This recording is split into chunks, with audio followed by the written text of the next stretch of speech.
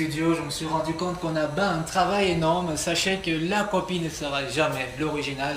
Soyez créatifs et inspirez-vous de ce que vous faites. Ne faites pas ce que vous avez pris ailleurs. Et quand vous prenez ailleurs, prenez la peine de citer où vous avez regardé. Bienvenue à cette revue qui va nous amener au cœur des rédactions de Cameroun Tribune. On fera un tour également du côté de l'Europe et de culture avec notamment Mongo Betty, avec toute une page qui sera consacrée dans le cadre du journal Jeune Afrique pour qui mieux s'informer, mieux comprendre. Et puis on parlera un peu de sciences. Allons-y justement avec le journal, avec le Jeune Afrique pour qui mieux s'informer, mieux comprendre. Culture, le Cameroun, il était une fois Mongo Betty. On en parlait ici, on était d'ailleurs les tout premiers à le faire, rendre hommage à ce grand homme de littérature. 25 ans après sa disparition de l'écrivain camerounais en octobre 2001, dont on est toujours en cours de commémorer. Son héritage semble insuffisamment valorisé, une injustice pour celui qui a dressé sa vie contre toutes les oppressions, exactions coloniales. C'est dans les années 1950 que Mongo Betty dit l'enfant Betty commence à évoquer les problèmes du pays, celles qui lui ont d'ailleurs valu le nom de ville cruelle. Et puis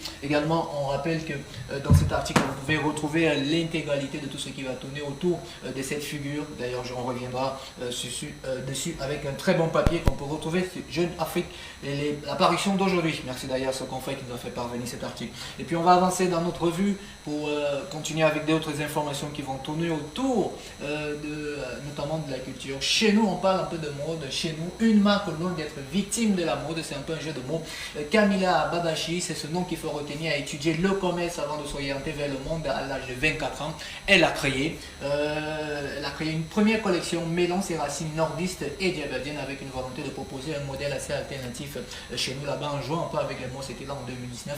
La voici ici aux côtés de quelques mannequins. J'ai pris quand même quelques cotations pour vous ici. Et elle qui explique justement ce que vous trouvez souvent dans vos t-shirts, ces étiquettes taille XXL. D'ailleurs, ça me fait penser à une consoeur de l'autre côté, Elise Flore, qui dans un de ses papiers m'avait expliqué ces étiquettes que nous portons. Vous avez également ces explications à retrouver dans l'apparition de Jeune Afrique que nous allons quitter. On va quitter le secteur de la mode et revenir au Cameroun avec oui, ça c'est ce que j'ai un peu sur ma race que vous parlez ici de Prométhée, Vaste et Sokori qui tourne toujours autour de Mongo Betty. On va quitter Jeune Afrique et revenir au Cameroun justement avec le journal de Marie-Claire Dana, Cameroun Tribune, le journal de la rue de l'aéroport. Nous sommes dans un pays très chaleureux. Ce ne sont pas mes propos, les propos sont celles de Tekla Von Chambara, la directrice de l'Institut Goethe, qui vient de célébrer ses 60 ans. On en parlait d'existence. Quel bilan dressez-vous? Il y a des questions qui lui ont été posées également avec des réponses. Quelles sont les actions menées jusqu'ici dans le secteur des arts et de la culture? Que symbolise la médaille de Goethe remise à la princesse Marilyn Douala Mangabel prochainement, puisqu'on en parle. Allons-y voir le second papier qui concerne alors, on était les tout premiers, ça s'est un peu mélangé, excusez-moi. Il y a Biblio, plainte et complainte des héritiers. C'est Yvette Mbassi qui signe cet article, La prière des oiseaux, une épopée bouleversante sur la question du destin, de la possibilité d'y échapper. Ça tourne toujours autour de la littérature, la prière des oiseaux. Et ce que vous devez également savoir, c'est que c'est un roman qui s'enrichit dans la cosmologie Igbo et un système complexe de croyances et de traditions qui guidait autrefois notre peuple et surtout les peuples qui venaient d'ailleurs. Il s'est inspiré également de cette actualité. Dans ce même papier, j'ai trouvé une similitude avec celui qu'on a eu à passer ici hier sur les couches de nuit. D'ailleurs, beaucoup ont apprécié ce débat. Je crois que certainement, après longue lecture, je reviendrai dessus certainement vendredi pour faire une contraction, pour vous dire que tout s'enchaîne et tout également pour inspirer d'autres confrères. Dans Cameroun Tribune, d'autres actualités en dehors de la littérature sont également à retrouver dans l'apparition des colonnes de ce jour, 27 octobre 2021. Eh bien, c'est la célébration des noces de diamants pour l'Institut Goethe, de centre culturel allemand, à commémorer ses 60 ans et était à la tête notamment de ce projet Carole Lenz, venue spécialement d'Allemagne pour rehausser l'éclat de l'événement. Corinna Frink, ambassadeur d'Allemagne au Cameroun, était là juste talent, qu'on a déniché quelques talents ici. Ça fait un peu plaisir, je vous en parlais ici récemment, surtout ce nom, Carole Lenz, qui est devenue aujourd'hui la présidente de tout l'Institut Goethe du Cameroun. Figurez-vous, j'ai eu cette grâce ou encore cette chance d'être son étudiant en 2011 et c'était la première fois qu'elle venait en Afrique et lorsqu'elle vient pour la célébration de ses 20 ans, c'est un papier que je vous recommande et vous allez certainement certainement voir l'orientation par le Goethe Institut dans le cadre des événements qui tournent autour de la culture et de la langue. On va quitter la célébration de Goethe Institut en laissant Cameroun Tribune pour prendre d'autres actualités. Eh bien, on parle de science, culture et savoir. Berlin, on reste toujours en Allemagne, moi ça c'est un peu ce jeu de mots. Berlin, ville hôte du Festival international de la science. Le Festival international de la science se tiendra du 1er au 10 novembre 2021 à l'occasion de la fête internationale de la science, un événement qui permet de découvrir les différentes facettes de la recherche scientifique grâce à un ensemble d'événements conçus pour tout public. Et la date qu'il faut retenir ici est la date du 8 novembre 2021 au Centre français de Berlin, à la Maison des Francophonies, et également sur le thème les réseaux sociaux et les nouveaux médias comme moyen de vulgarisation et de savoir, et surtout des messages, des visages qu'on connaît déjà pour la plupart, et parmi ces visages vous avez reconnu Stéphane Kemoy qui était d'ailleurs notre invité ici, et puis également il y a Pascal Pierre qui fera partie de ce festival en qualité de professionnel de médias, parce que cet événement va réunir les professionnels de la science, des ingénieurs et des chercheurs, mais aussi également des professionnels du 7e art, où il y a d'ailleurs un cinéaste qui se trouve ici, et ceux également qui opèrent dans le domaine de l'audiovisuel, en dehors de Pascal Pierre qui représente les médias. On aura aussi également Dr Pienka qui est à la tête du mouvement Mittel Africa, qui traite alors des relations entre le Cameroun et l'Allemagne. En racontant cette histoire, l'événement va se tenir du côté de Berlin, qui est d'ailleurs la capitale de l'Allemagne. Ce que vous devez également retenir ici, c'est que ça marche bien pour Stéphane Kemoy, qui était d'ailleurs notre invité, comme quoi notre casting n'est pas toujours fait au hasard, puisqu'il y a quelques semaines de cela, il a reçu le prix Fallon World Engage 2021, devenir ainsi le premier Camerounais.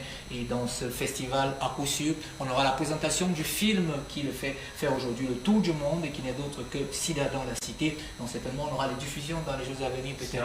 Science dans la cité. On parle de science. À chaque fois, ça connote un peu. C'est vrai que même il en parlait. Donc, festival de science, il faut retenir que ce sont les Camerounais qui seront à la tête de cet événement, et surtout un événement à suivre. On aura des échos ici en exclusivité. Félicitations aux organisateurs ici au Camerounais de ces diasporas-là qui se démarquent.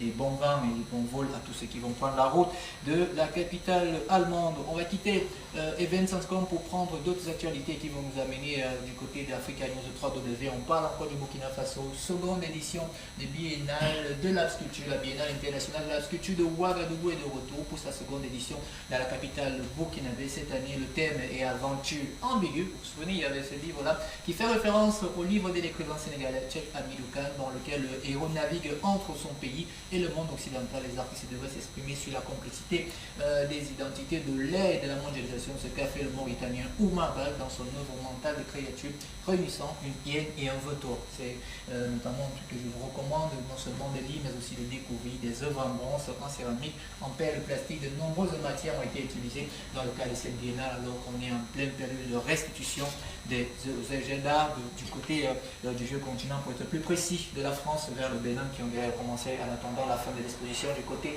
de la France. On va quitter Africa News pour prendre notamment ça. C'est vrai qu'avec les confrères on en parlait. Je ne sais pas pour vous, mais moi j'ai grandi avec ça. Germinal, qui d'entre vous n'a pas lu ce livre? C'est un livre des ennemis de Zola, de la série Événements. Vous voyez, à chaque fois on parlait, vous vous souvenez dans la présentation des ouvrages ici, de ces best-sellers qu'on a adaptés en version film, et cela a été réussi. Je crois que la première diffusion sera tout à l'heure, là, en temps, je crois, avec un décalage horaire, diffusé sur France 2.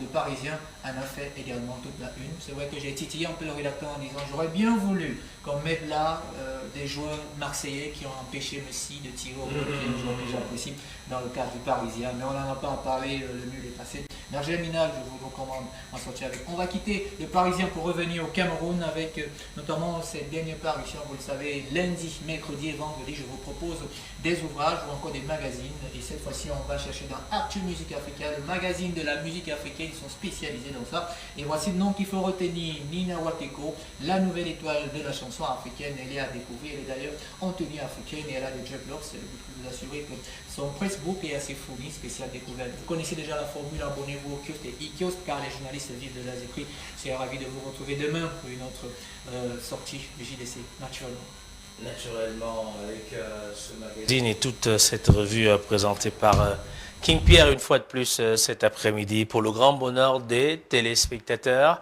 et pour ceux qui nous suivent grâce à la magie du digital. Vous avez la possibilité de revivre cet événement en replay ou encore